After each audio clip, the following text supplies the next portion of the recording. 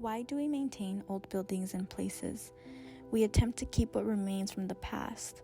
Is it because we are attached to memories and memories are what build our present and our future? What will happen when there are no physical remains of a story back in time? Losing a place in a community is a void that can't be filled. Nothing will replace it.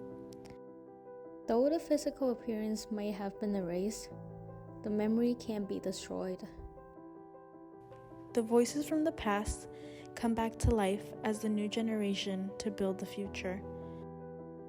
A poet said, "The wound is the place where the light enters you."